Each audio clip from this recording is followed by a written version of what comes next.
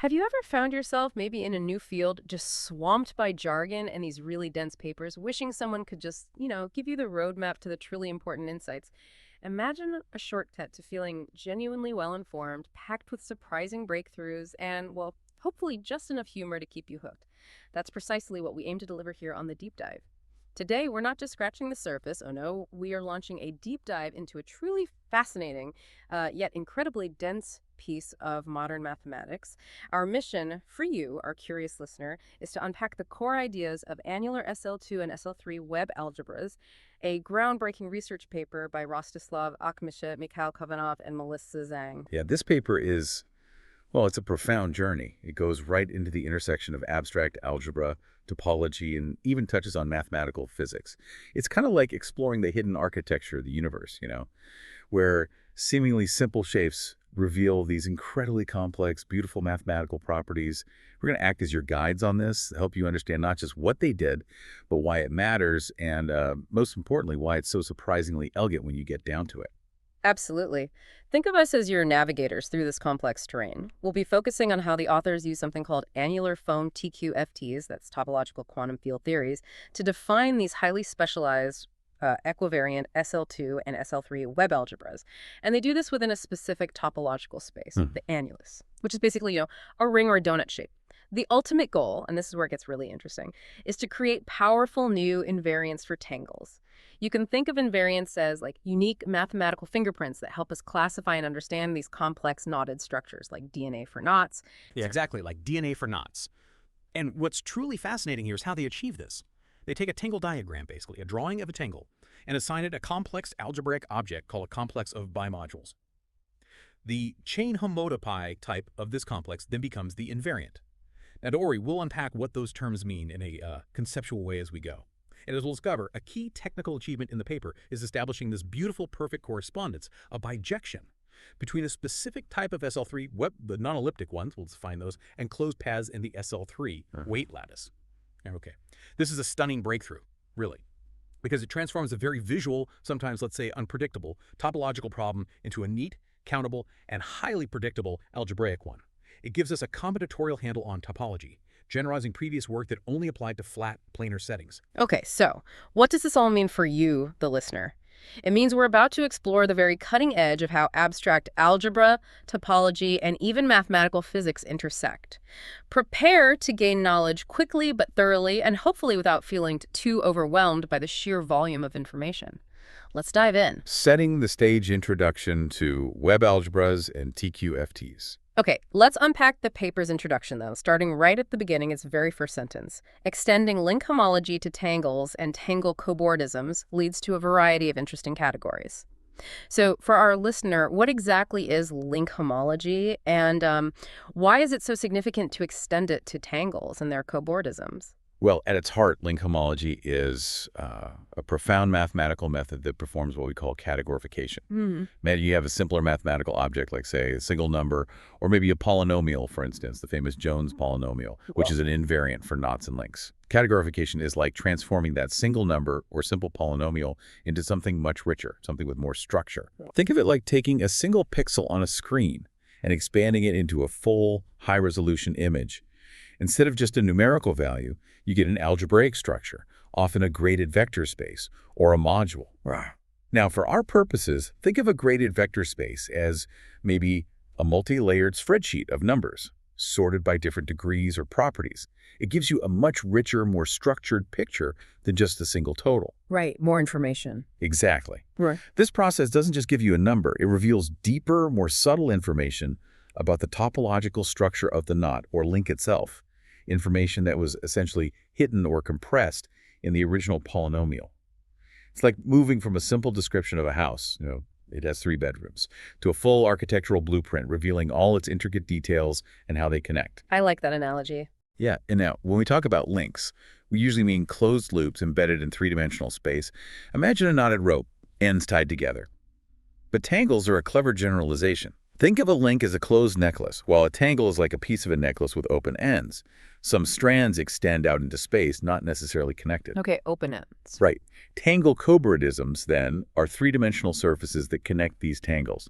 Imagine a 3D shape that has one tangle as its bottom boundary and another tangle as its top boundary, smoothly transforming one into the other. Like a tube connecting two different tangle shapes. Kind of, yeah. But it can be more complex than a simple tube. So the significance of extending link homology to include these tangles and their cobordisms is that it creates a much more dynamic and powerful framework.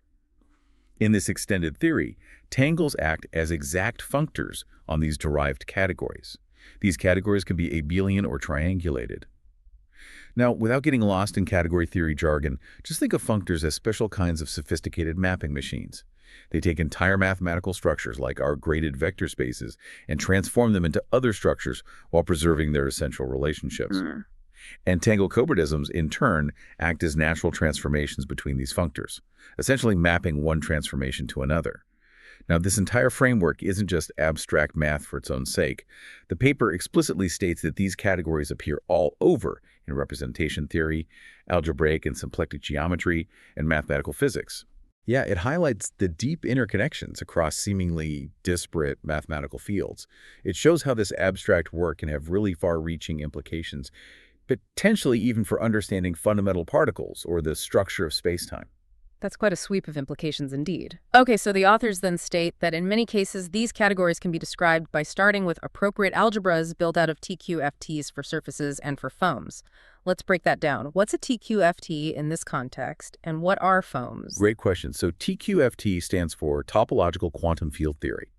It's a powerful mathematical framework that, in essence, translates information about shapes and spaces topology into algebraic data, like our graded vector spaces or modules. Okay, topology to algebra. Exactly. Yeah. More precisely, a TQFT assigns algebraic data to topological spaces, such as surfaces. And then it assigns linear maps to cobordisms, which are those higher dimensional objects connecting these spaces. The key thing is that it does this in a consistent and, critically, a topologically invariant way. Topologically invariant, meaning? Meaning the algebraic data doesn't change even if you deform the surface or the cobordism, as long as its fundamental topological structure remains the same. It's like being able to squish and stretch a piece of paper, and a certain property, like whether it has a hole in it, remains constant. The TQFT captures that constant property in algebraic form. Got it. It's a powerful tool because it allows mathematicians to study shape and space using the rigorous computable tools of algebra. Now, foams are a very specific type of generalized surface. They are two-dimensional CW complexes embedded in our familiar 3D space. You can imagine them as more intricate versions of surfaces, like a soap film that has bubbled up and created complex interconnected surfaces with seams or creases where multiple facets meet. Think of them as a collection of surfaces glued together along their boundaries in a specific way. Ah, like soap bubbles stuck together. Yeah, that's a good way to picture it. These foam TQFTs are absolutely central to constructing link homology theories, and they've been a foundational approach, as you can see from the numerous references in the paper. Furthermore, the relative versions of these foams, those that have explicit boundaries and corners, are precisely what give rise to the arc or web algebras that are the core subject of this paper. These are the algebraic structures that will ultimately help us classify our tangles. Okay. And it's important to distinguish this new work from previous research. There were earlier planar web algebras studied in a simple flat disk setting. For SL2, Kuperberg explored these, and for SL3, others did. But the novel focus of this current work is the annular setting. The annulus, being a ring-shaped region, introduces a new layer of topological complexity compared to a flat disk. Yeah. Imagine a loop that goes around the hole in the donut. Right, you can't shrink that loop to a point. Exactly. That kind of loop doesn't exist in a simple disk, and it requires new mathematical tools. So the annulus adds this new dimension of complexity. Now, the paper introduces their specific innovation, equivariant annular SL2 and SL3 web algebras. What does equivariant mean in this advanced context, and what makes the annular setting so uniquely challenging or interesting? Right. The term equivariant refers to the mathematical structure of the fundamental ground ring over which these algebras are defined. Think of a ground ring like the basic set of numbers you're building your algebra from, like integers or real numbers. Yeah. In this paper, it's not just simple integers. It's a special kind of graded polynomial ring, which they denote as R alpha. For SL2, this means it's a polynomial ring with two variables, alpha 1 and alpha 2. For SL3, it's alpha 1, alpha 2, and alpha 3. The graded part means each of these alpha variables is assigned a specific degree, in this case, degree 2. Okay, degree 2. Now, what makes it equivariant is that this R alpha ring actually represents something called the U1N equivariant cohomology of a point. Well, that's a mouthful. It is. But conceptually, this means the algebraic structure isn't just a static set of numbers. It's cleverly enriched to incorporate symmetries. Imagine describing a crystal. You wouldn't just list its atoms, right? You'd also want to capture its perfect repeating patterns. Equivariant math does something similar, building those symmetries directly into the core of its numbers. It allows the theory to account for actions of certain symmetry groups here, a product of n copies of the U1 group, which is essentially the group of rotations in a plane. This moves beyond simpler non-equivariant settings where such symmetries might not be explicitly encoded. It adds a layer of geometric and topological information directly into the algebraic foundation. I see. So it's baking the symmetry right in. Exactly. Yeah. And the annular distinction is equally important. When you work in an annulus, you introduce that non-contractible loop we talked about. That fundamental topological difference forces the theory to work over the full polynomial ring R alpha rather than a smaller subring of symmetric polynomials. Why is that? Why the full ring? It's a key technical detail. In other related theories, like equivariant homology of links in regular 3D space, you can often get away with that smaller, simpler ring of symmetric polynomials. But in the annulus, the extra topological complexity that loop around the whole means you need the full expressive power of all the polynomial combinations in R alpha to capture everything. The author's construction specifically leverages annular foam TQFTs developed in their previous work, designed precisely for this setting. And there's a neat connection. If you simply set the alpha 1 and alpha 2 variables to 0, you recover an older, well-known annular TQFT called the APS theory.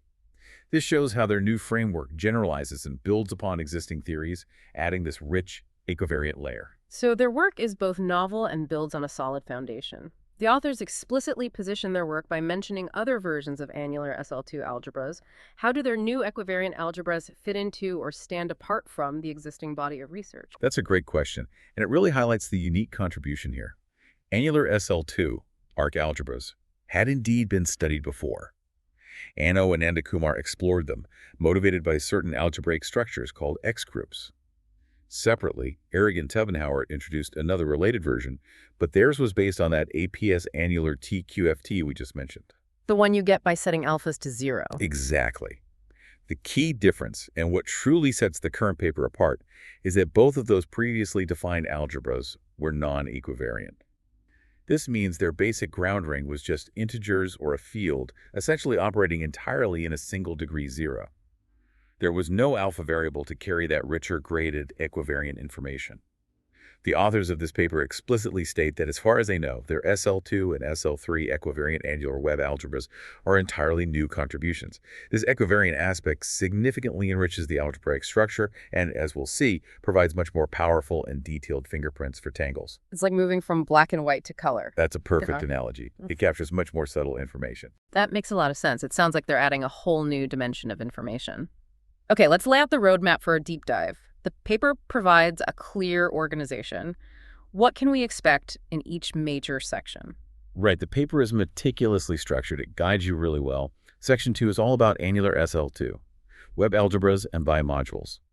So first, they rigorously define these annular SL2 web algebras, denoted HNA. The N refers to the number of boundary points on the outer edge of the annulus.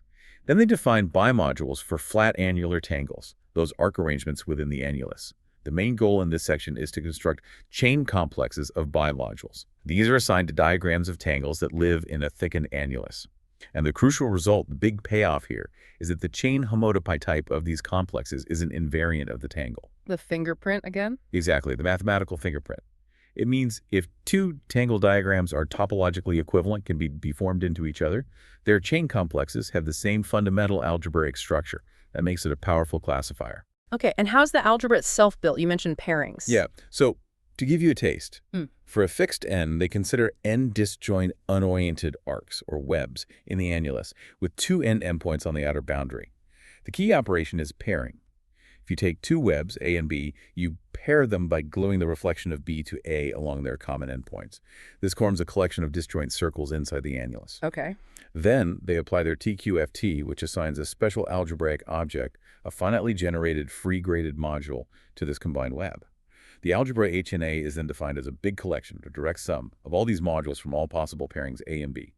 And its multiplication is beautifully defined through these higher dimensional foam cobordisms, connecting back to the TQFT. Got it. So that's SL2. What about section 3? Section 3 makes the leap to the SL3 setting, and this is where the complexity really ramps up. SL3 webs are more intricate, they have orientations, specific trivalent vertices, sources or sinks. Instead of simple arcs, they consider a fixed sign string dictating the orientation of oriented non-elliptic SL3 webs. Pairing work similarly creates closed webs. TQFT assigns a module. But the key technical challenge for SL3 is describing the set of non-elliptic annular SL3 webs. It's way more complex than for SL2. And how do they tackle that? They build on earlier work that showed a bijection between planar SL3 webs and paths in the SL3 weight lattice. The brilliance here is that this paper extends that perfect correspondence to annular webs, dropping a previous restriction on the paths. This is their main result, Theorem 1.1.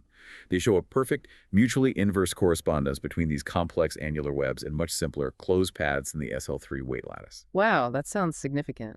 It's a truly stunning breakthrough. It means we can take these incredibly complex physical-looking webs and turn them into simple, countable paths on a grid. It gives us a combinatorial handle on topology. That's fantastic. Yeah. The significance is profound. For any fixed boundary condition, the set of non-elliptic annular SL3 webs is finite and an explicit bijection with a finite collection of lattice paths. This control is what enables them to define the SL3 algebra, HSA, ensuring it's finally generated and well-behaved. Like SL2, they then define bimodules for flat annular webs and complexes of bimodules for tangles. They also show their constructions yield two functors, ensuring consistent mappings between topology and algebra. This culminates in theorems 2.29 and 3.51, stating their construction yields powerful invariants of annular tangles, expressed as these complexes of bimodules. They also mention ongoing research hoping to establish even deeper functoriality in the future. Okay, an ambitious program. Let's start that deep dive into part 2 then, the SL2 case. Deep dive into annular SL2 arc algebras. All right, section 2.1, equivariant annular SL2 homology. It kicks off immediately with the graded ring R alpha and anchored surfaces. What are these foundational components again? Right, they start with very precise definitions, building blocks. First, that graded ring R alpha, it's explicitly ZHANG on a 2. Polynomials in two variables, alpha 1 and alpha 2, with integer coefficients. And graded means each variable has degree 2. These alphas are what make the theory equivariant. Carrying that symmetry information, think of it like different energy levels. Got it, and the anchor. They define L as the z-axis in 3D space. This line is the special anchor. An anchored surface is then a closed, smoothly embedded surface in that 3D space. The critical condition, it must intersect L transversely. Crossing, not just touching. Exactly, like pushing a stick through a balloon. These intersection points are the anchor points. The surfaces can also have decorations, finally many dots floating freely on the surface, away from the anchor line L. These dots contribute to the grading later. And each anchor point gets a fixed label, either 1 or 2. These labels are absolutely vital for the annular grading, which is specific to this theory. Finally, there's a process, an evaluation, that assigns an element from our polynomial ring R alpha to each anchored surface. So geometry gets translated into algebra. The paper then builds something called a state space for collections of curves, using anchored cobordisms and a bilinear form. Can you walk us through that abstract construction? Absolutely. This is where geometry really connects with algebra. First, they define the punctured plane, P, which is R2 minus the origin. This mimics the annulus whole. They consider collections of disjoint, simple, closed curves within this punctured plane, C0, C1, etc. Okay. An anchored cobordism S from C0 to C1 is a surface smoothly connecting C0 to the bottom, times 0 to C1 at the top, time 1. Think of it stretching between them in R2 by 0, 1. These cobordisms also have anchor points, where they intersect the line segment L01, the z-axis segment between 0 and 1, and these are also labeled 1 or 2. Conceptually, S is a morphing process from C0 to C1. Right. Now, the algebra. They start with a free R alpha module, FRC0, generated by all possible anchored cobordisms U, that go from empty space up to C0. Think of these as ways to create C0. Okay, the initial creation maps. Yeah, exactly. Then they define a bilinear form, denoted L. Sure. It's a rule for multiplying these U and V elements. UV is defined as the evaluation UVA. UV is formed by gluing the reflection of V onto U along their common boundary C0. So it's about ensuring the algebraic representation is unique and well-behaved. The state space RCA is bigraded by a quantum grading and an annular grading. What do these gradings measure and how are they calculated? These gradings are fundamental for capturing the intricate properties. They add multiple layers of sorting. First, the quantum grading. For an anchored cobordism S, from C0 to C1 with ds dots, it's defined as key S plus 2ds plus ps. That's equation 1. Okay, break that down. Key S is the Euler characteristic, a topological invariant related to holes in connected pieces. 2ds accounts for the dots. Each dot adds 2 to the degree, and ps is the number of anchor points. This K captures complexity, maybe analogous to energy level. Right, and the annular grading. The annular grading is more subtle, specific to the annulus. For S C0 UOC, let n be the number of non-contractible circles in C0. Let P1 PM be the anchor point of S, ordered bottom to top along the z-axis segment. The formula, equation 2, is a dake S from I1 to M1, I plus EP. It depends on the initial non-contractible circles, and an alternating sum based on anchor point order and label is the label 1 or 2. That looks complex. It captures a kind of winding number or parity related to how the surface interacts with the annulus as whole. Yeah. Importantly, the angel variables in RA have added go 0. They don't affect this winding property. These gradings are compatible with the evaluation eta. The grading of SM matches S's grading for closed surfaces, and they descend properly to the state spaces species. The paper gives a detailed rule for eta of a cup from A go to CO based on how its anchor points contribute depending on whether they are at an odd or even position in the top to bottom ordering and their label. Okay, 2 distinct ways to measure properties. And graded rank. Graded rank is just a way to summarize the dimensions. It's a polynomial in variables Q and A, representing the 2 gradings, where the coefficient of key I tells you the rank or dimension of the part of the module with quantum degree I and annular degree J. Theorem 2.1 is a fundamental result for the structure of these state spaces I see. What does it tell us about the state space for a collection of circles, and what forms its standard basis? Theorem 2.1 is really significant because it gives an explicit description of the structure. It states, let C be a collection of n contractible circles can shrink to a point, and m non-contractible circles go around the hole. That its state space, EAA, is a free graded Rye module. That means it behaves nicely, like a vector space over our polynomial ring. Even better, the theorem gives a formula for its graded rank, Q plus ON, A plus A. This predicts the dimensions of all the graded pieces purely based on the number of contractible n and non-contractible m circles. Wow, that's very predictive. It is. And the theorem goes further to define a standard basis for this state space. This basis is given by very specific types of anchored cobordisms that go from druns to C. These basis cobordisms must satisfy strict structural properties. 1. Each component must be a simple disk shape. 2. Components capping off a contractible circle boundary can either be undotted or have exactly 1 dot, and crucially, they must not intersect the anchor line L. 3.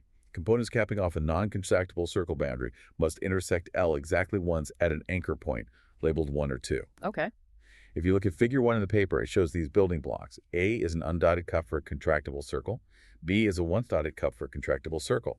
These two, U and UA, form the basis for one contractible circle state space. C and D are cups for a non-contractible circle intersecting L once with label 1 or label 2, U2. These two form the basis for one non-contractible circle state space. So the theorem beautifully connects the simple topology of the circle and an M to the precise algebraic structure, Rye module, and its basis elements. These are the basic units we'll build everything else from. When that state space corresponds to just a single contractible circle, it takes on an even more special structure, a commutative Frobenius algebra called A alpha. What does this mean, and how is it characterized algebraically? Right, this is an elegant simplification that reveals a nice underlying pattern. When C is just a single contractible circle, its state space, here say C, becomes this special thing called a commutative Frobenius algebra, denoted AIA. Now, what's a Frobenius algebra?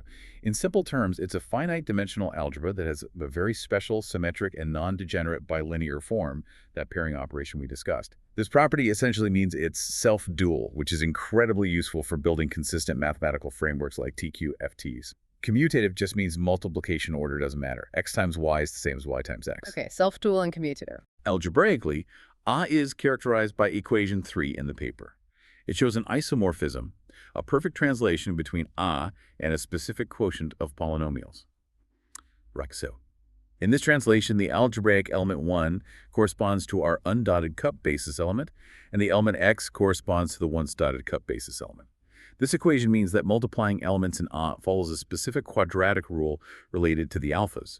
So the geometric rules for multiplying dotted and undotted cups translate directly into the algebraic rules of this A in algebra. It's a foundational piece for the bigger web algebras. So these abstract concepts, curves, cobordisms, and their evaluations are all formalized within a two-category called AKOB, and a functor connects it to graded R alpha modules. Can you guide us through this abstract structure? Absolutely. This is where they formalize the entire setup using category theory. A two-category is a structure with layers, objects, one morphisms, maps between objects, and two morphisms, maps between one morphisms. It's perfect for describing tangles and their transformations. Layers, okay. Let's define AKOB. Its objects are collections of disjoint simple closed curves in our punctured plane P. These are the states. Its one morphisms are the anchored cobordisms S, connecting one set of curves C0 to another C1. These are considered up to smooth deformations, isotopy, that fix the boundaries and the anchor line. Composition of these one morphisms is stacking cobordisms, S1 on top of S0, by gluing along the common boundary C1. The identity one morphism for curves C is the cylinder C xi. Okay, objects are curves, one morphisms are surfaces between them. What about the functor? The functor, denoted sure, acts as the translator. It maps everything in AKOB into the algebraic world of bigraded row modules. Right. Rhone. So an anchored cobordism SC where C1 gets translated into a precise linear map, mais SU, Joe. This map acts on basis elements by essentially gluing the cobordism S onto the basis element U to get SU. This translation is functorial, meaning it preserves the structure perfectly. Dies est nascit equals 1 ester sue, illis est nes. Composition of cobordisms becomes composition of maps. And adis idice, identity maps to identity. Both categories are bigraded, and the functor respects these gradings. If S has a certain bidegree, the map ALE has that same bidegree. And the key point made in remark 2.2 is why Rye is crucial. Using a simpler ground ring, like the symmetric polynomials, wouldn't work. The functor couldn't easily be modified. This highlights the necessity of the full equivariant structure for the annular setting. Okay, that clarifies the framework. The paper introduces shifted dot decorations and then diagrams for elementary saddles. What are these visual elements and how do they correspond to specific maps? Right, these are fundamental building blocks for more complex operations, like circuit components. First, the shifted dot decoration, denoted I with a circle around it, equation 5. It's defined as 80, so it's not just a dot. It's the effect of a dot minus a scaling by ALE. Like regular dots, these can float freely on surface components, away from the anchor line L. A difference, not just a dot. Exactly. Then, the paper defines 4 elementary saddles, shown visually in Figure 2, AD. These are small, local surface configurations representing basic interactions like merging or crossing strands. Crucially, they are designed to be disjoint from the anchor line L. Each saddle corresponds to a specific linear map acting on our standard basis elements, the cups U, U, U1, U2 from Theorem 2.1. Equations 6 through 9 spell these out.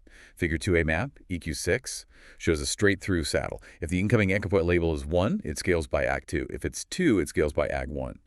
Figure 2b map, EQ7, shows two streams with the same label, 1 or 2, meeting and merging. The result is just 0. This is a crucial relation where certain configurations cancel out. Figure 2c map, EQ8, shows two streams with different labels, 1 and 2, merging into a single stream. Figure 2.8, Peger-Denbeck, EQ9, shows two streams crossing. The result is a sum of two terms, scaled by at1 and ekini, representing the two ways to resolve the crossing. These elementary saddles provide the precise local rules governing how the larger algebras are built from interactions between the basic strands. Now, let's build the Annular SL2 arc algebras themselves in Section 2.2. The foundational elements are flat annular tangles. What precisely is a flat annular tangle, and how are the sets Bn defined? Right, now we're constructing the actual algebras using these pieces. First, the annulus A is S1HI, a cylinder. 0 is the bottom circle, only 1 is the circle. A flat annular NAM tangle T is a smooth embedding of a one-manifold arcs and circles into this annulus A.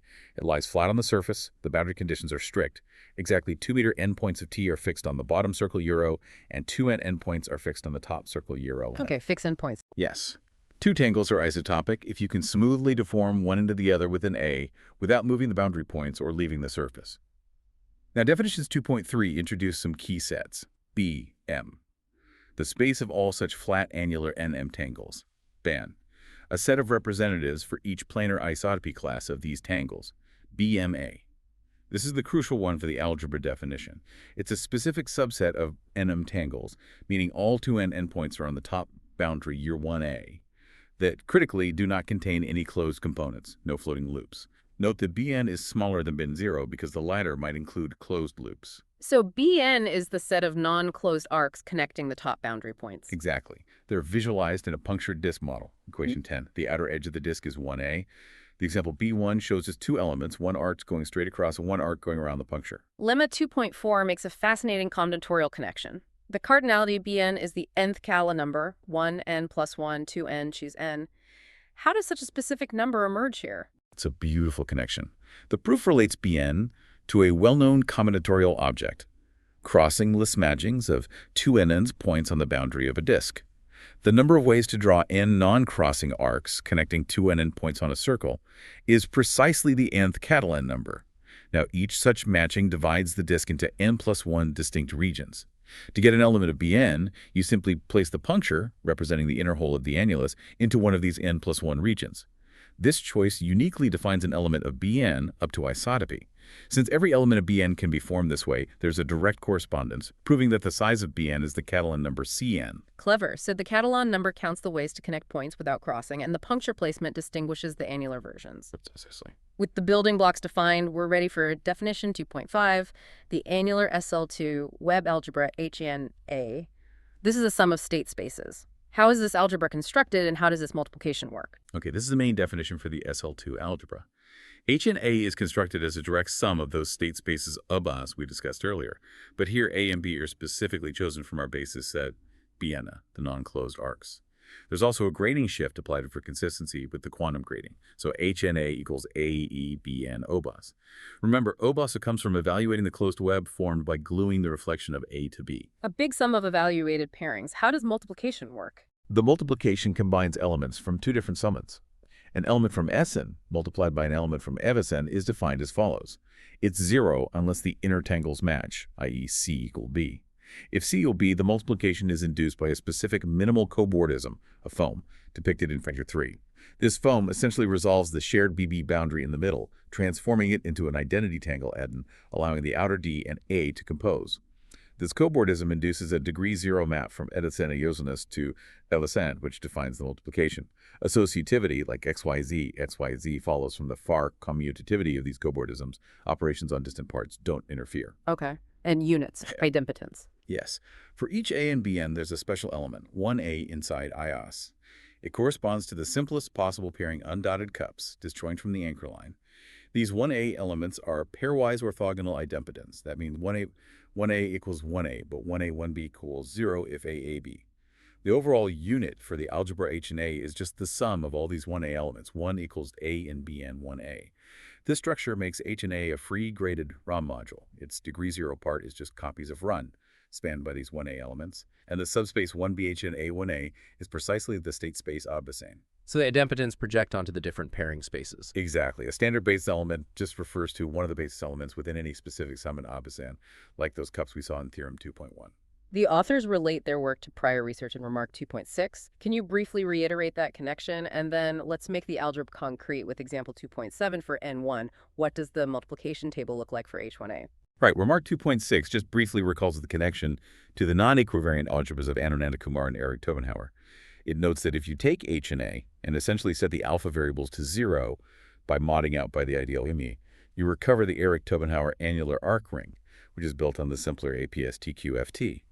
So this equivariant algebra generalizes the non-equivariant one. Okay, now for the concrete example, H1A. Yes, example 2.7 H1A. For N1, our set B1 has only two elements, the straight arc A and the arc B going around the puncture, diagram AF. Let's look at the pairings. AA and B both form a single contractible circle. Ba and AB both form a single non-contractible circle. Right. So we define the standard basis elements for H1A. For SER, where R is A or B contractible, we have 1R undotted cup and X or once dotted cup. For SERs, where R error non-contractible, we have error K ports for I or N do, cup with one anchor point labeled I.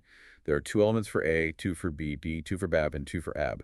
Total 8 basis elements. Okay, 8 basis elements. What about the multiplication? The paper gives the multiplication table rules. let's walk through the key ones. Idempotence identity. 1, 1, R was 1R, and 1R and XR equals XR. R1R is each XR. They act as expected units on their respective pieces. Dotted cup, self-multiplication.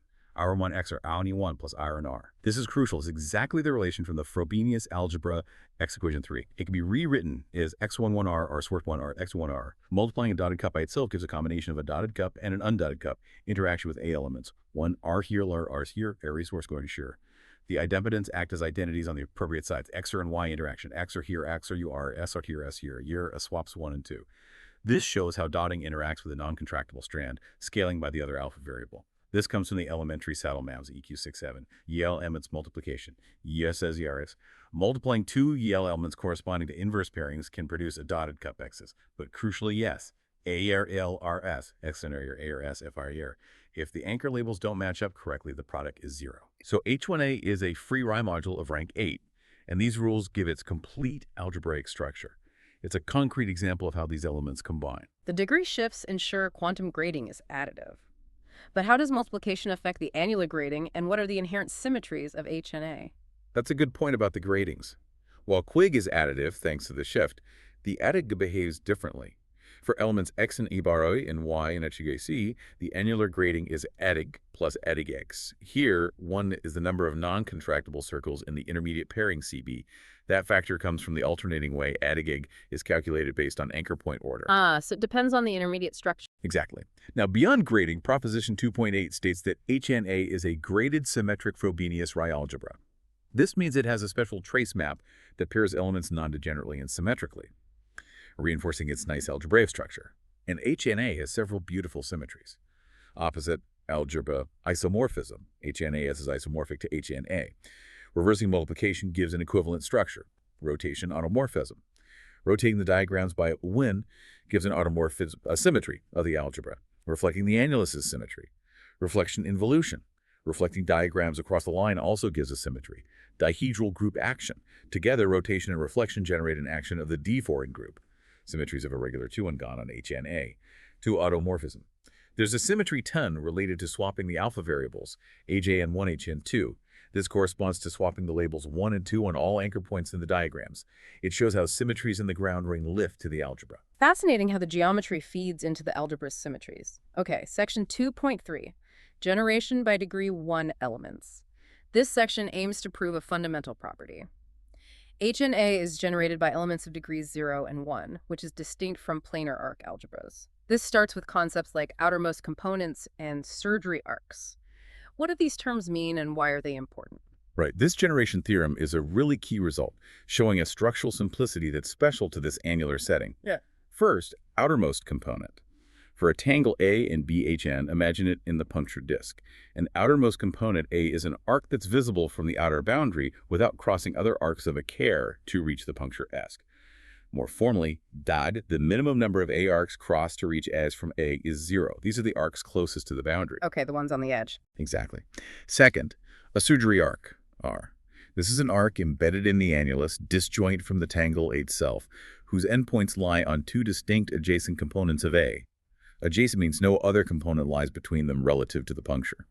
Performing surgery along R means cutting the tangle components of A1 co-A at the endpoints of R and re-gluing them along R, resulting in a new tangle in Bn.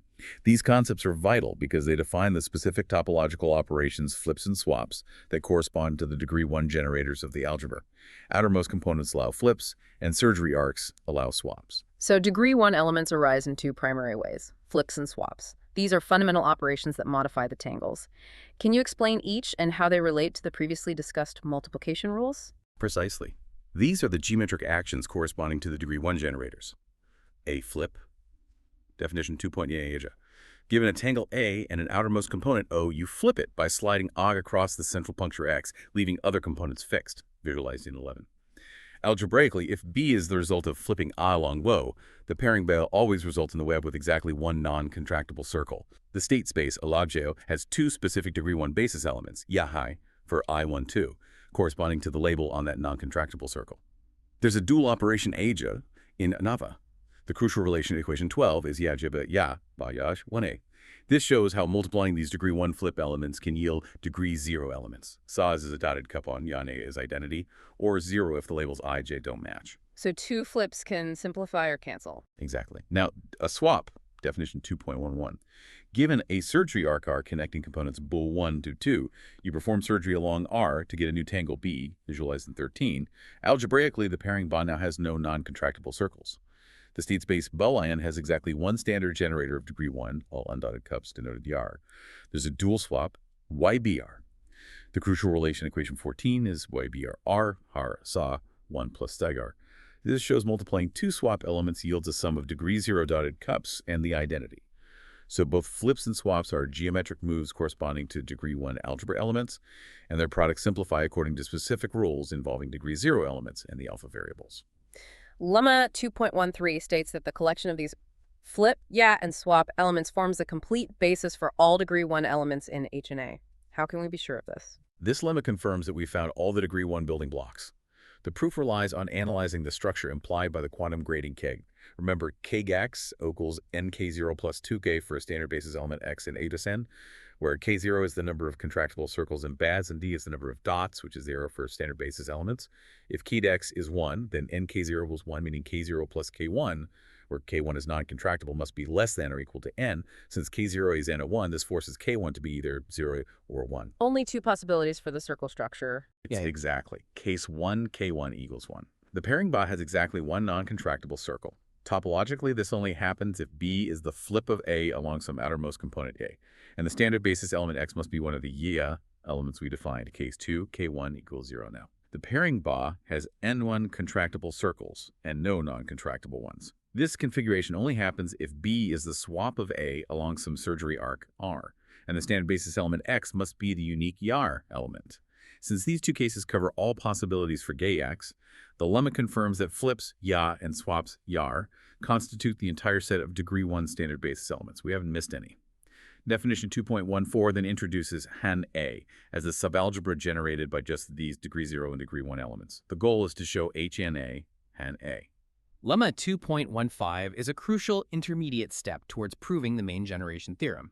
It states that for any tangle A, the submodule aimed elements associated with A paired with itself is contained in Han A. Why is this significant and how is it proven? This lemma is critical because ours contains fundamental degree 0 elements, like the dotted cup SA. Yeah. If we can show that these basic dotted cups are within Han, the subalgebra generated by degree 0 and 1 elements, then any product of them, which forms other standard basis elements in Harris, will also be in Han.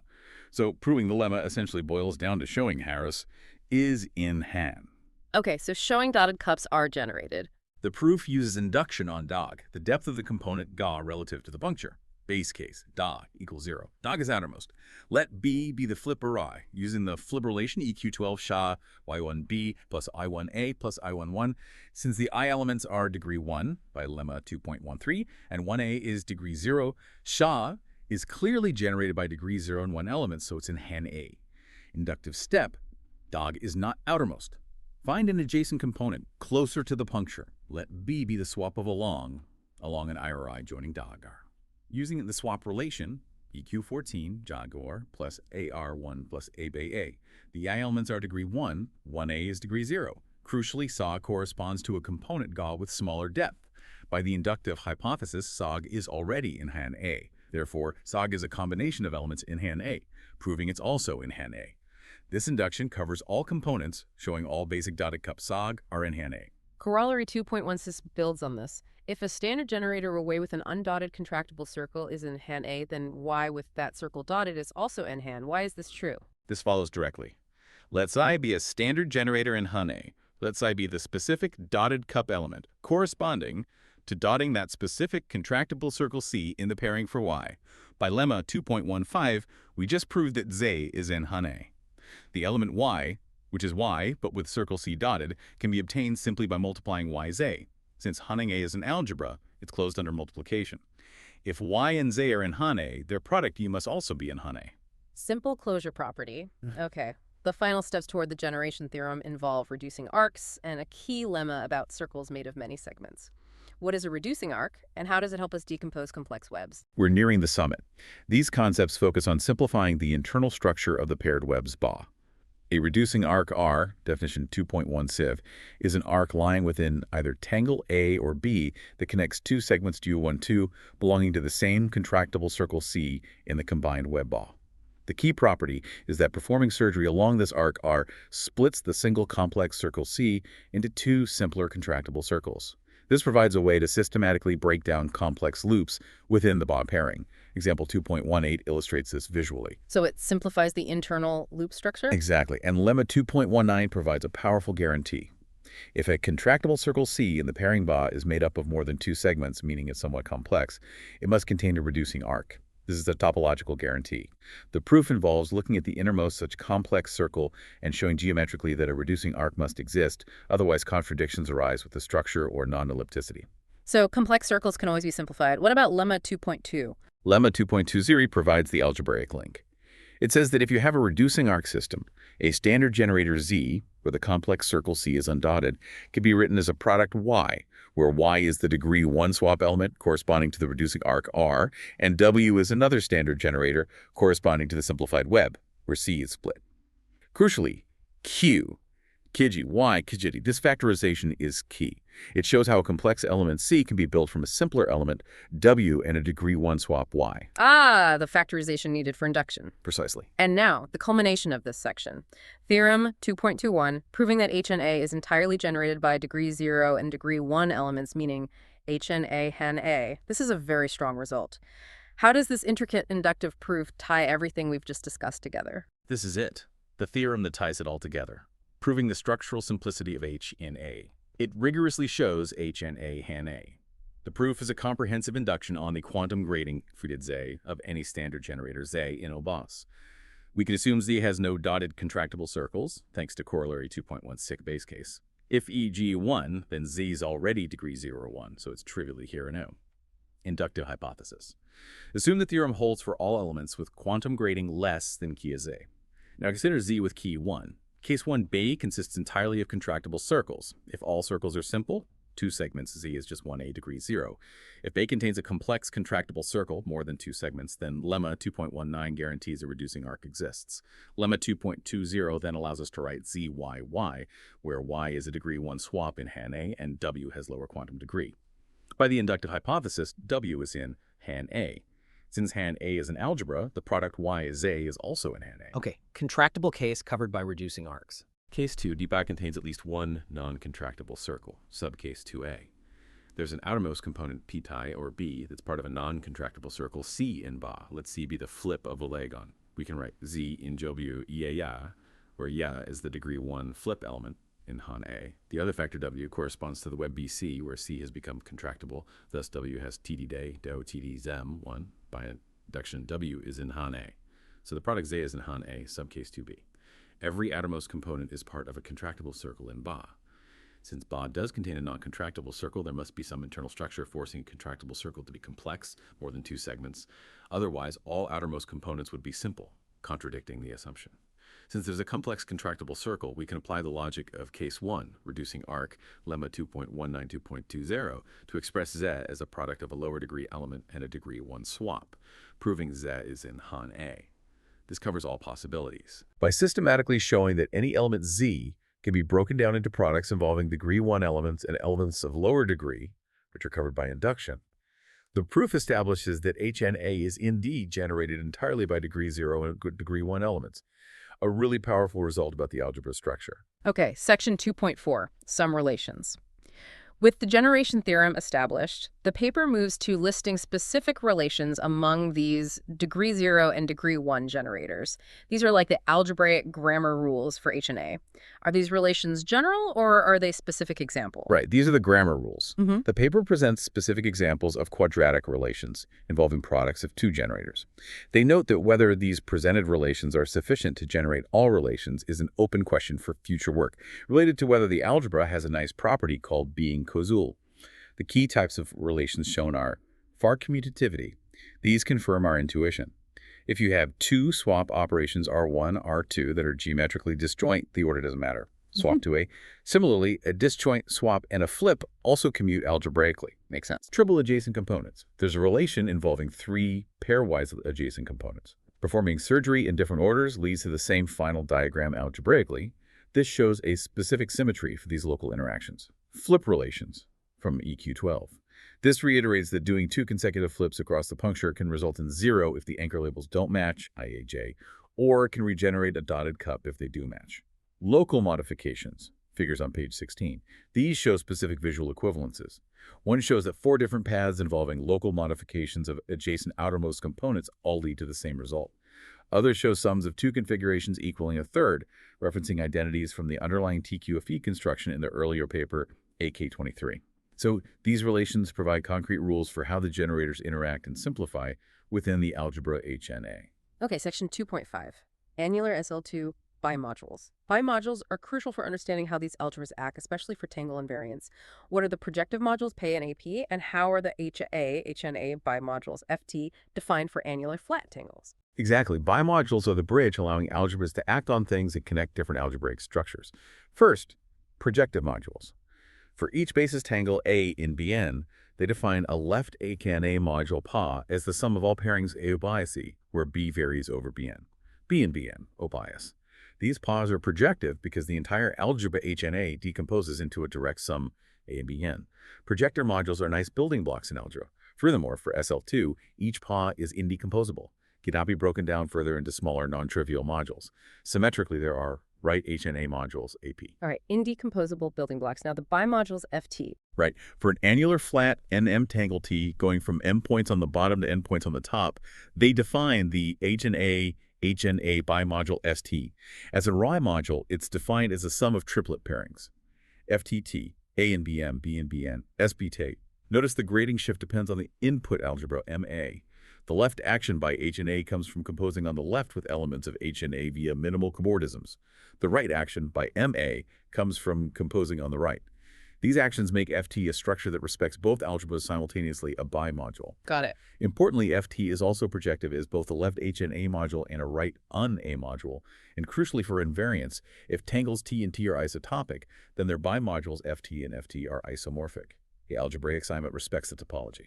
Proposition 2.22 states a critical tensor product isomorphism. Combining 2 tangles by stacking them is equivalent to tensoring their corresponding bimodules. It says FT2 tanh A, FT1, FT2 T1. How does this fundamental property work? This proposition is absolutely fundamental. It validates the whole approach, showing that the algebraic operation of tensor product perfectly mirrors the topological operation of stacking tangles. The proof involves defining a specific Rye linear map that goes from the tensor product FT2, i.e. FT1, to the bimodule of the stacked tangle FTT1. This map is induced by the minimal cobordism that resolves the intermediate boundary, where T1 meets T2. This map naturally respects the algebra actions, factors through HNA, because of the far commutativity of cobordisms. To show A is an isomorphism, a perfect two-way map, they reduce the problem step by step until it relies on the basic fact that HNA, KNUR-A, HNA is naturally isomorphic to HNA. This confirms that composing tangles corresponds precisely to tensoring their bimodules. Okay, stacking tangles and tensoring bimodules. The paper then formalizes these structures using a 2-category of annular flat tangles called HAN. What exactly is a 2-category here? Right, HAN puts everything into a rigorous categorical framework. A 2-category has objects, 1 morphisms, maps between objects, and 2 morphisms, maps between 1 morphisms. For ATAN, definition 2.23, objects, non-negative integers n, representing 2n marked points on the boundary, 1 morphisms, from M to N or the annular flat, NM tangles T in BM. A tangle is a map between boundary point sets, 2 morphisms. For 2 tangles T0, T1 going from M to N, a 2 morphism is a tangle cobordism S. This is a surface embedded in the thickened annulus A01, whose boundary connects T0 at time 0 to T1 at time 1, and runs along the fixed boundary points on the sides. These are considered up to isotopy. Surfaces between tangles. Exactly. They also introduced GB mod, the 2-category of graded raw algebras, graded bimodules, and homomorphisms between them. A tangle cobordism ST0ET1 then induces a map of bimodules FS, FT0, FT1, constructed by applying the ESA functor to foams formed by gluing S to identity cobordisms. Proposition 2.25 then states this construction assembles into a 2-functor FA10 8G mod. What does this mean in terms of consistency and power? It's a profound statement of consistency. It means the entire algebraic construction, HNA, algebras, FT bimodules, FS maps, perfectly mirrors the topological operations. choosing boundary points N, using tangles T, deforming tangles via coperdisms S. Every structural relationship in the topology is faithfully preserved in the algebra. This rigorous mapping is what gives the framework its power and reliability for defining invariants. The paper highlights two more intriguing properties: bijoint functors and invariants under the den twist. What are bijoint functors and why is the den twist important? These add more layers to the structure. Corollary 2.26, bijoint functors. It states that the functor ft, associated with a tangle t, and the functor ft associated with its reflection t, are biadjoint. This is a strong categorical duality, meaning they act like inverses in a very structured way, which is crucial for many advanced constructions. Den twist invariance, proposition 2.27. A den twist is a fundamental topological operation on the annulus twisting at 360 degrees and gluing back. The proposition states that the bimodule ft is isomorphic to ft-wt, the bimodule of the twisted tangle. This means the algebraic invariant doesn't change under this basic topological move, confirming its robustness. Okay, invariant under twisting. Finally, section 2.5.5, annular tangle invariance. All of this culminates in defining invariants using chain complexes of bimodules. What is an annular tangle diagram, and how do we construct this complex CD? Right, this is the payoff for the SL2 section. An annular tangle is now a one-manifold, arc circles, properly embedded in the thickened annulus AD1. It can be knotted. Its projection onto the flat annulus A gives an annular tangle diagram D, which shows the crossings. The picture of the knot on the donut. Exactly. To get the invariant, they use the standard cube of resolutions from Khovanov homology. Each crossing in D is resolved in two ways: 0 smoothing, 1 smoothing, creating a cube where vertices are flat annular tangles, are BN elements essentially, and edges are tangle cobordisms, S. Applying the two-functor f to this whole cube translates the topological cube into a commutated cube of HNA-KAA bimodules. By introducing signs to make the maps anti-commute and collapsing the cube dimensionally, they obtain the chain complex CD of graded bimodules. And the ultimate goal for the SL2 deep dive, Theorem 2.29 states that the chain homota type of this complex CD is an invariant of the ambient isotopy class of the tangle. What does chain homotopy type mean, and why is this the central result for the invariant? This is the punchline for SL2. Chain homotopy type is a concept from homological algebra. It means that while the specific complex CDD might look different if you draw the tangle diagram differently, example after a Reidemeister move, its fundamental algebraic structure, specifically its homology groups, remains the same up to isomorphism. So the core algebraic information is unchanged by how you draw it. Exactly. It's robust. The proof relies on showing that Reidemeister moves, local diagram deformations, induce chain homotopy equivalences between the corresponding complexes.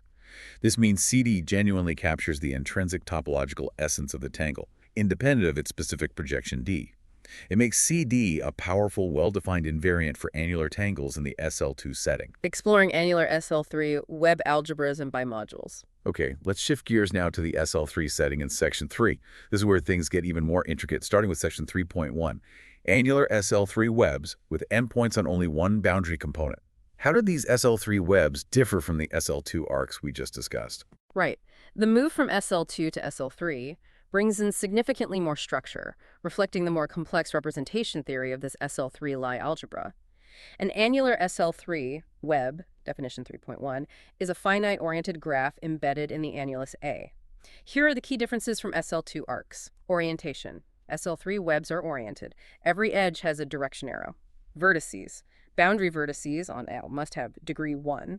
All internal vertices must have degree 3. Internal vertex types, crucial. These trivalent internal vertices must be either a source, all three edges point OUT, or a sink, all three edges point IN, as shown in Figure 5a. This strict orientation rule at junctions is specific to SL3. Sign assignment.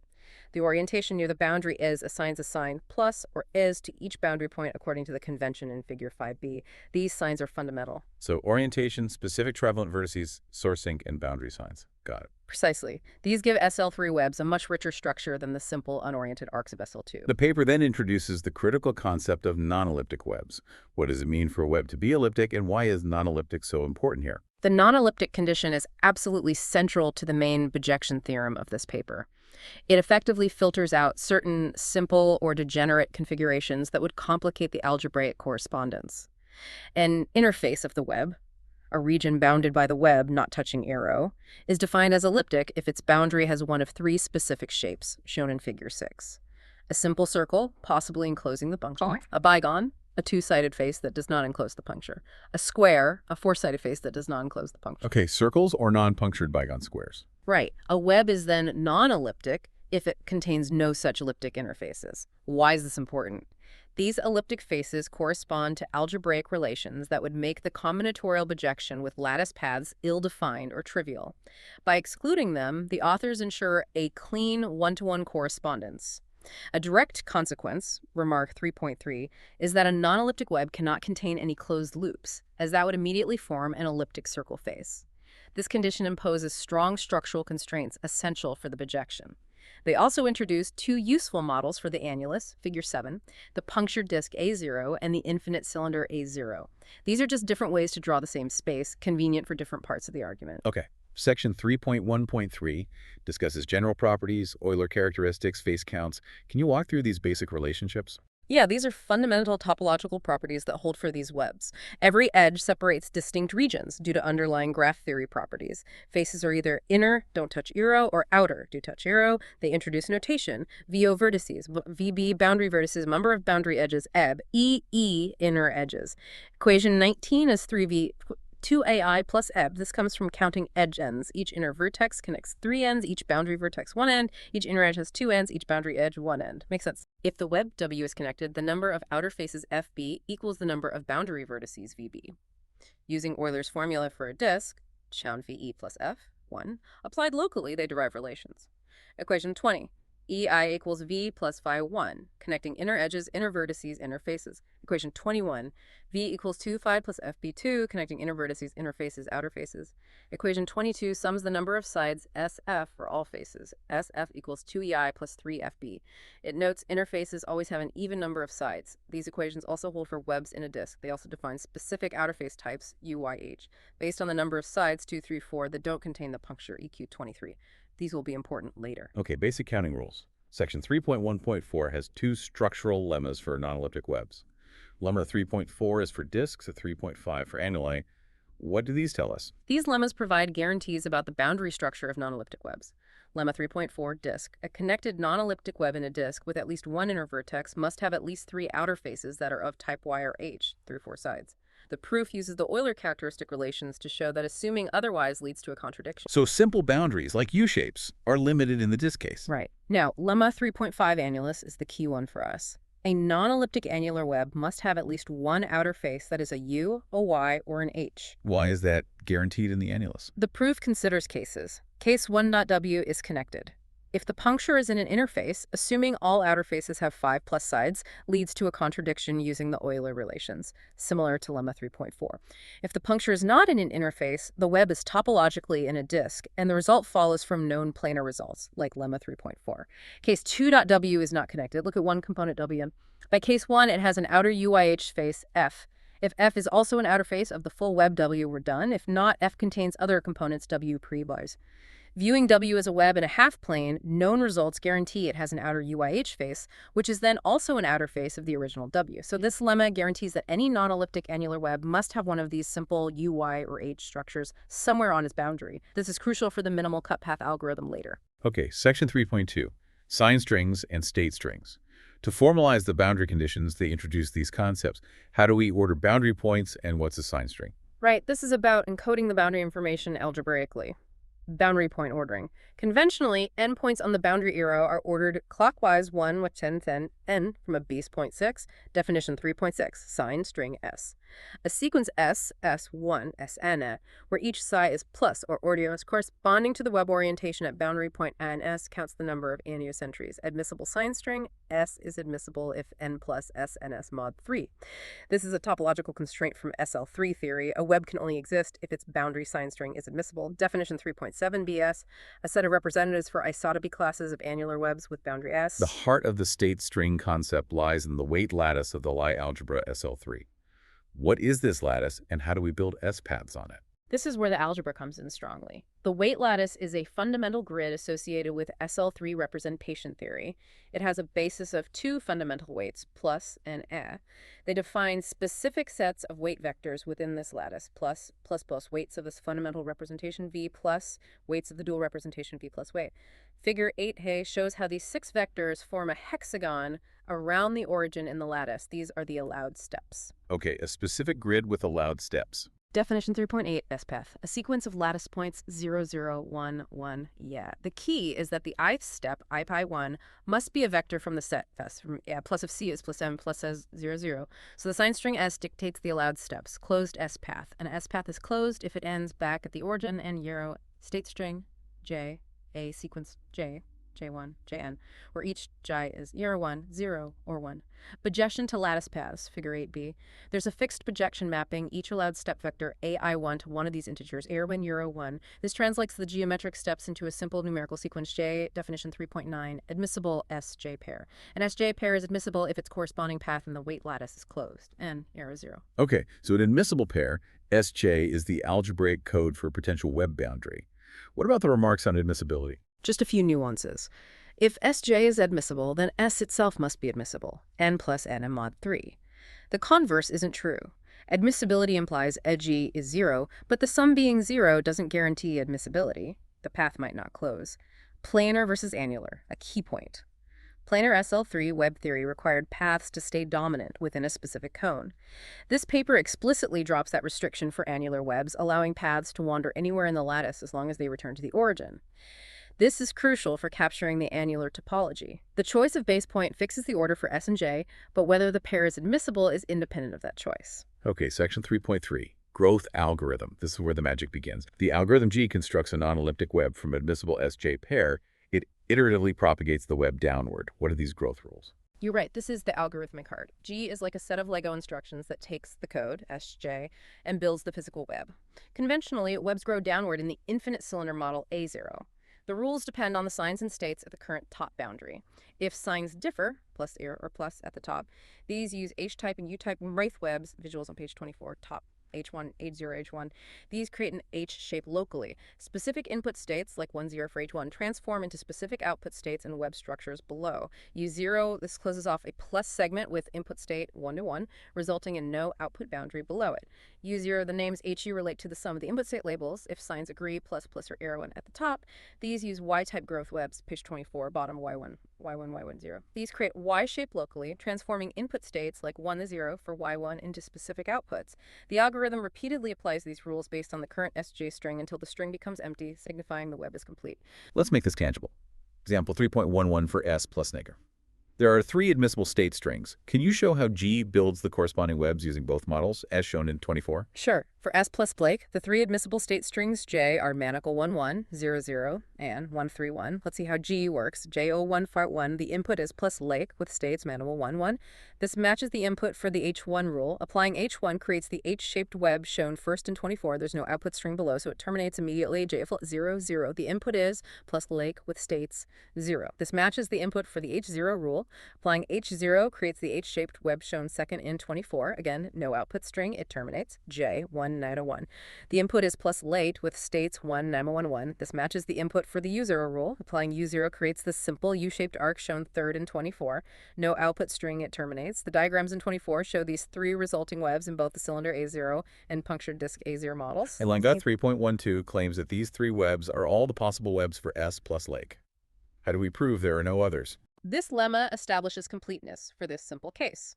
The proof uses lemma 3.5. Any non-elliptic annular web must have a U, Y, or H outer face. For S plus S, a Y face is impossible due to sign mismatch. So any web W must have a U or H at its boundary. If it has a boundary U, it must be the U is 0, what we found, corresponding to J11. If it has a boundary H, you can conceptually remove it, leaving a web W with boundary plus. If W now has a boundary U. Since W must be non-elliptic, the combination implies W must be the H0 web, corresponding to J00. If W also has a boundary H, you could try stacking H's. However, the paper argues, based on the non-elliptic condition, that you cannot stack 2 or more H's and then close them cleanly with a U without creating forbidden elliptic faces. This rules out any other possibilities, like the H1 web or longer stacks, This systematic elimination proves that only those three webs exist for S plus DAC, and lemma 3.13, admissibility preservation, is critical. It guarantees that if you start with an admissible SJ pair, applying any growth rule results in a new pair, SJ, that is also admissible. This is shown by mapping each growth rule to a valid modification of the underlying closed lattice path, figure 9. This ensures the algorithm stays consistent. Lemma 3.14 states that if we start with an admissible SJ pair, the growth algorithm is guaranteed to terminate. Why is termination guaranteed? Yes, termination is essential. The proof uses a total ordering O on state strings. Think of it like dictionary order, but considering length first.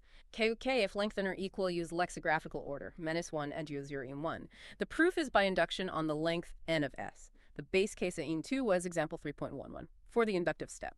If J has an inversion, GG plus 1, you can always apply a Y-type or U0 move. These either reduce the length or produce a new string, the same length, but SJ, progress is guaranteed. If J is non-decreasing, menics 1s and 0s, then 0s. Since SJ is admissible, either there are both menic 1s and 1s, or all are 0s. If both menics 1s and 1s exist, an annular U0 or Y move connecting the first and last points can be applied, reducing the length, if all are 0s. Admissibility forces N plus S, E plus subsequents must exist. By cyclic reordering, assume S plus 0, apply an AG move to get S plus N, J own 1, 1. Now we have non-zero states. Continue this process. Eventually, you'll either reduce the length or reach J, metic 1, 0, and 0, 1, which can be reduced by an annular move. This systematic reduction strategy ensures the algorithm always makes progress towards the empty string and terminates. Perhaps the most impressive claim is that the resulting web is independent of the choice of order in which the growth rules are applied. Lemma 3.15. How do they establish this uniqueness? And why are the generated webs guaranteed to be non-elliptic? Lemma 3.16. These two lemmas are absolutely crucial for the whole theory to hold together. Lemma 3.15, order independence. This guarantees the algorithm is deterministic, the final web is unique, regardless of the order you apply valid rules. The proof is quite technical, involving checking all possible ways rules could overlap or interact. If moves are disjoint, act on different endpoints, the order obviously doesn't matter. For non-disjoint moves where a choice exists, they systematically categorize all growth webs and analyze compositions. Table 26 shows cases with no choice. Table 27 shows cases where a choice can be made. They demonstrate through diagrams, like figure 10b, that even when a choice exists, applying the rules in different valid orders leads to equivalent, isotopic, final webs. It's an exhaustive check ensuring confluence. Okay, a big case analysis guarantees uniqueness. What about non-ellipticity? Lemma 3.16, non-ellipticity. This guarantees the algorithm only produces valid non-elliptic webs. It's proven by showing that none of the forbidden elliptic faces can be created. Circles. Closed components are never produced. Bidons. Any bigon that might be formed by closing an H-web with a U-web is shown to always contain the puncture. By definition 3.2, such a bigon is not elliptic. Squares. This is the most involved part. By analyzing the state string logic and working backward from a hypothetical square, they show that any square face formed must also contain the puncture. Again, this means it's not an elliptic square by their definition. This careful analysis ensures the algorithm inherently avoids creating the bad faces, outputting only valid non-elliptic webs. Okay, section 3.4. Minimal cut paths. Now, the inverse algorithm M, which takes a non-elliptic web and extracts the sign state pair, what is a cut path and how is its weight measured? Right, this is the decoding process M. We start with a non-elliptic web W in the cylinder model A0. P is a point far below. Q are points between boundary vertices BK on the top edge, definition 3.17 cut path. An Orrington simple path key from PDCO that crosses W transversely, not tangentially. Intersection counts I plus Y co, number of positive crossings based on relative orientation IW. Number of negative crossings I plus Z pay total intersections width above pay plus I pro up. This maps the crossing counts directly to a vector in the SL white lattice. Minimal cut path. EZOP is minimal if IW is the minimum possible number of intersections for any path from P to Co. So weight is determined by minimal crossings. Lemma 3.18 says this weight is independent of the specific minimal path chosen. How is this consistency achieved? What are I moves? Yes. Lemma 3.18 is crucial for uniqueness. It states that any two minimal cut paths go between the same endpoints are related by a sequence of local deformations called I moves, formerly H moves, shown in figure 28, and three other specific moves. An iMove is essentially sliding the path across a single edge of the web without changing the net weight difference across that segment. The proof uses induction on the number of internal intersection points between go and go. The base case, no internal intersections, forms a bijection, and known results show paths are related by iMoves inside. The inductive step finds an innermost bijection and applies the base case, systematically reducing intersections. The conclusion is that red bijection is independent of the specific minimal cut path chosen. This ensures M gives a unique output. They adopt the convention that minimal cut paths are always chosen to be disjoint. Lemma 3.2 gets even more specific, stating that between two adjacent minimal cut path, going plus 1, the web locally takes one of only 3 forms, shown in 29. What are these structures? This lemma provides incredibly precise local structural control. It says the slice of the web between moket plus 1, ending at adjacent points qk plus 1, must, after iMoves, look like one of just 3 simple patterns shown in 29. These depict strands going straight through, forming a Y junction or forming an H-like crossing. The proof is topological, using iMoves and Euler characteristics to show that any other configuration in this slice would either violate non-ellipticity or contradict the minimality of the cut paths. This high degree of local predictability is essential for algorithm M to work. Section 3.4.4 introduces depth and balanced elements. These describe a very specific ordered structure. What do these terms mean? These concepts reveal a hidden, almost crystalline order within non-elliptic webs. Definition 3.21, face depth. dF is the minimum number of web crossings needed to reach face F from the puncture S. Definition 3.22, balanced elements, balanced edge. An edge where the faces on both sides have the same depth. Balanced internal vertex, a trivalent vertex connected to exactly one balanced edge and 2 unbalanced edges. Balanced internal hexagon, a hexagonal face with a specific alternating pattern of balanced, unbalanced edges around its boundary. An important observation is that an iMove happens across a balanced edge and depth increases along minimal cut paths. Lemma 3.23 makes a strong claim. In a non-elliptic web, every internal vertex is balanced. How is this proven? Yes, Lemma 3.23 is powerful. It guarantees this one balanced, 2 unbalanced rule holds everywhere internally. The proof uses Lemma 3.20. Any internal vertex V lies in a region between adjacent minimal paths. By applying iMoves, this region simplifies to one of the 3 standard forms from 29. Examining the internal vertices within those 3 forms shows they all satisfy the definition of balance. Figure 12 contrasts this with an elliptic web, where a vertex can have 3 incident balanced edges, showing why non-ellipticity enforces this structure. And Lemma 3.24, about internal hexagons. Lemma 3.24 specifies that any internal faces found between disjoint minimal cut paths ending at the same point must be balanced hexagons. The proof uses properties of non-elliptic webs in bigons and the balanced edge conditions to rule out squares or larger polygons, ensuring only this specific regular hexagonal structure can form internally in these regions. Okay, with all that structure understood, definition 3.25 formally defines the minimal cut path algorithm M. How does it work? Right. Definition 3.25 lays out M-A-W S SW, JW, input. A non-elliptic annular web W sign sequence SW, read directly from boundary orientations, state string JW equals J1, Jn, defined using a sequence of minimal cut paths, JPB. Determining JK, lemma 3.2a implies the difference in weights, W plus 1W corresponds via figure 8b to a unique integer JK, Henderson of 1, 0, 1 associated with the sign SWK. Indices are mod n, uniqueness. Lemma 3.18 guarantees JW is independent of the specific minimal paths chosen. Path closure, by construction JW corresponds to a closed lattice path. Lemma 3.20 also simplifies the calculation. JK is just the difference in the total number of intersections I plus 1 W, I, WW. So M reads the state string from changes in intersection counts. Okay, section 3.5, bijection between SL3 webs and closed lattice paths. Theorem 3.26 states G and M are mutual inverses, establishing the central bijection. What's the significance again? Theorem 3.26 is the core result. G growth and M minimal cut path are mutual inverses, creating a perfect bijection between closed SL3 lattice paths from 0 to 0 and non-elliptic SL3 webs in an annuluses. Significance. It means these complex topological webs are uniquely encoded by simple combinatorial lattice paths. It provides a powerful tool for studying and counting webs using algebra. It guarantees the set BS of non-elliptic webs for a sign string S is finite, underpinning the algebra definition. To prove this, they first show MVGG using flows. What is a flow and how does it help? Right, proving MGSJ. A flow, definition 3.27, is a subgraph containing exactly 2 of the 3 edges at each internal vertex. Components are oriented flow lines, arcs loops, for a web to be generated by G, a specific monotone rightward flow, and corresponding cut paths ZOC are built by gluing together local models from Figure 14. Lemma 3.30 shows these constructed cut path ZOCs are indeed minimal. Proposition 3.31 uses conservation of flow. The difference in intersection counts I plus 1W I, QW, equals the signed number of flow particles crossing the boundary between QK and QK plus 1. By construction of the slope from G, this number is precisely the state JK. Therefore, M recovers the original J used by G. Let's walk through example 3.32 for S plus all plus 1 as the M buys a G I'd. Okay. Growth G. Figure 15a shows the web W black lines built from J 1 near 0, 1 using 3 growth steps, Y then H then U. Figure 15b is the disk model, minimal cut paths M. The purple dashed lines are the minimal cut paths of 1 MS3. The pink lines show the rightward flow, computation K1, path difference PP1. Figure 8b maps this to J 1 equals 1. Path difference 3, 5 equals 1 plus A plus A. Figure 8b maps this to J3 equals 0, 0. K3, path difference 1 plus 3 plus A plus C. Figure 8b maps this to J3 equals 1.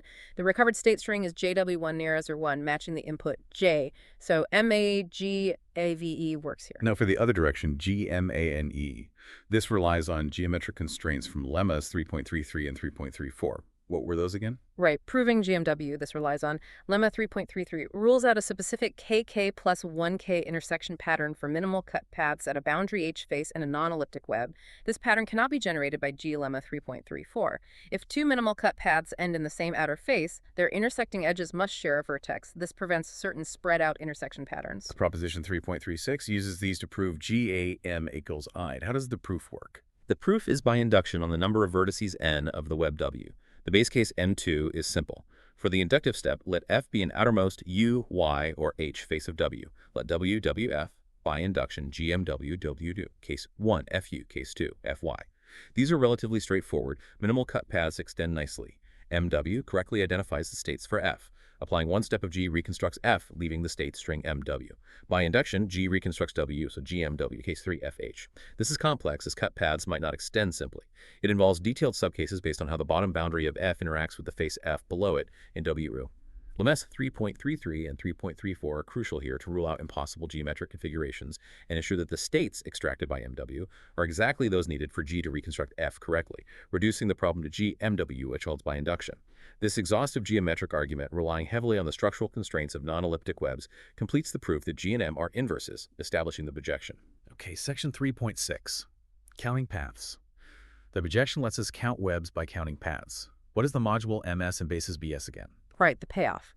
MS is the free ZQ Q1 module generated by all Annular SL3 webs with boundary S, considered modulo isotopy, and the standard SL3 local relations, figure 17, bubble removal, crossing smoothing, etc.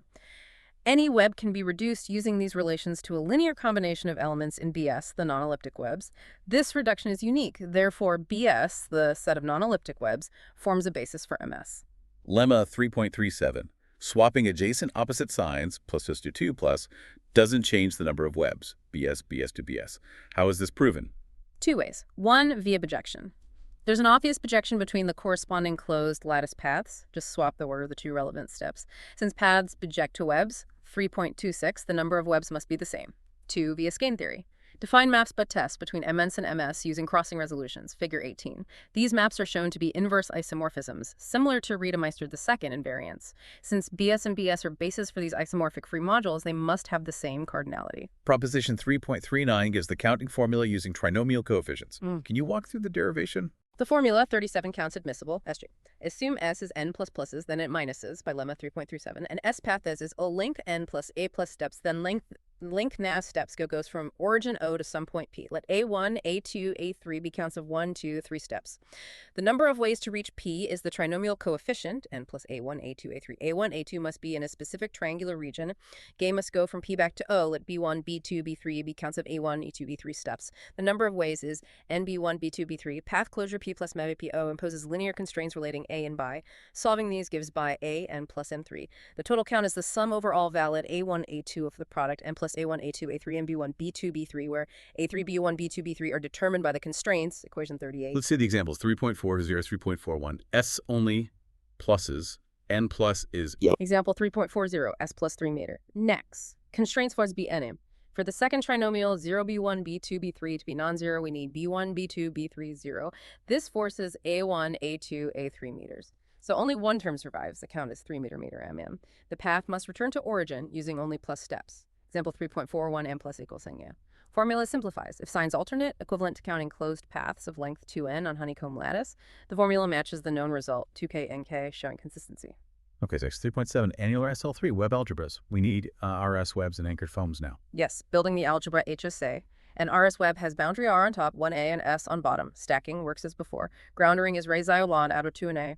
Annular greeting ADEG now uses a rank 2 lattice error. Category is Ray-Zio and IS3 mod. Definition 3.42, anchored SL3 foam. These are the 2D cobordisms like SL2 foams, but can have seam points, tripod neighborhoods. Anchor points on L are labeled 1, 2, or 3. A foam is the category of closed webs and anchored foam cobordisms. The functor assay. A foam ARG3 mod assigns a free, finitely generated module OA to each closed webbed W, satisfying categorified SL3 relations. Definition 3.43, the Annular SL3 web algebra HSA. How is it constructed? Very similar to SL2, using the non-elliptic basis BS. Definition 3.43, HSA. HSA-A, V, W, and BS. So WS, VW is reflection of W glued to V. Multiplication. 0 unless interwebs match. WX and VW is guess. If WX induced by foam coupling W to W here, identity ADS, unit idempotence, 1W exists, unit is 1W. Grading preserves KEG and a DEG finite generation. Since BS is finite by TEM 3.26, HSA is a free, finitely generated graded raw module. Okay, section 3.8, Annular SL3 bimodules. Key difference. Projective modules PW can be decomposable. Why is this significant? Smallest example. Yes, this is a major difference from SL2. Projective modules PW, EG, ADWO, and WP are defined analogously. Decomposability. Unlike SL2, where PW is indecomposable for SL3, PW can be decomposable. PWM 1 year to 1 2.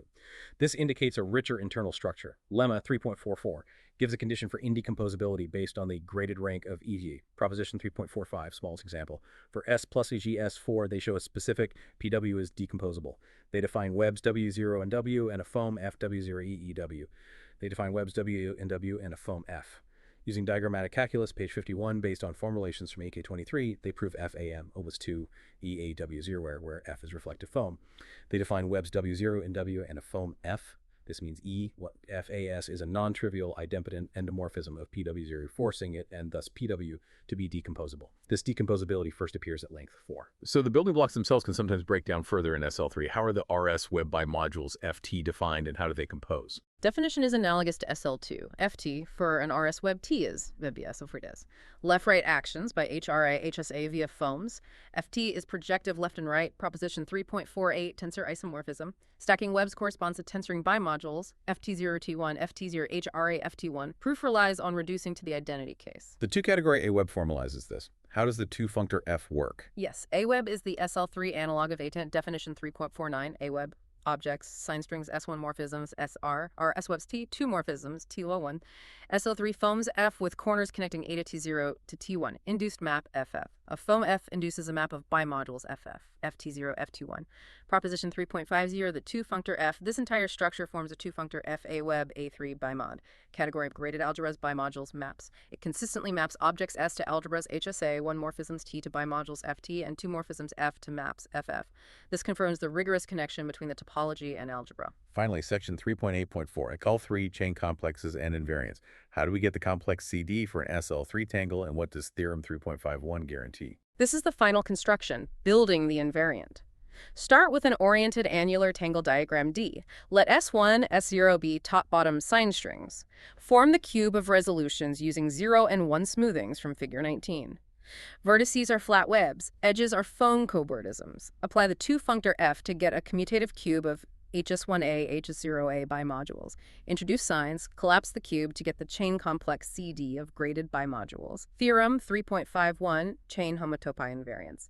The chain homotopy type of CD depends only on the ambient isotopy class of the tangle T. The pinnacle. Why is this crucial? Significance. It means CD is a true topological invariant. It doesn't depend on how you draw the diagram. Its fundamental algebraic properties, homology, are preserved under Rademeister moves. The proof relies on the fact that the local foam relations used in earlier proofs of invariance also hold in this anchored setting, AK23, ensuring the standard arguments apply.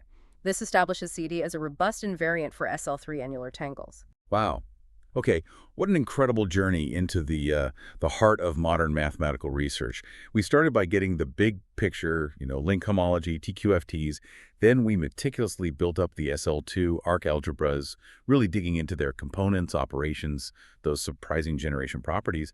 And then we took an even deeper dive into the SL3 web algebras, unraveling the intricate definitions of non-elliptic webs, that fascinating growth algorithm, the elegant minimal cut path process, and, well, the remarkable bijection between webs and lattice paths. Yeah, we really rigorously explored how these seemingly abstract concepts translate into concrete algebraic structures like modules and bimodules, and it all culminates in constructing these chain complexes whose chain homota type provides that powerful, robust invariant for tangles. It really highlights the beauty of how these abstract mathematical formalisms can precisely capture deep topological properties, transforming, chaotic tangles into elegant, countable algebraic structures. Absolutely. And that aha moment, seeing that perfect bijection between the geometric webs and the abstract lattice paths, and then understanding how that lets you count these complex topological objects, it really makes this kind of deep dive more valuable than just reading a summary, I think. We hope you, listening, feel far more informed about the cutting edge of this field now. Indeed. And, this raises an important question, maybe something for you, our listener, to mull over or explore on your own. We've seen how these web algebras and bimodules provide invariants for tangles, revealing deep topological structure. Now, if these mathematical structures are indeed, as the paper says, all over in representation theory, algebraic and symplectic geometry and mathematical physics, well, what new insights could these specific annular invariants provide into the fundamental properties of, say, quantum fields, or maybe even the very fabric of space-time itself? A truly provocative thought to leave you with. Thank you for joining us on this rigorous yet, I hope, rewarding exploration. Until next time, keep your curiosity sharp. Have you ever found yourself maybe in a new field just swamped by jargon and these really dense papers, wishing someone could just, give you the roadmap to the truly important insights? Imagine a shortcut to feeling genuinely well-informed, packed with surprising breakthroughs, and, well, hopefully just enough humor to keep you hooked. That's precisely what we aim to deliver here on The Deep Dive. Today, we're not just scratching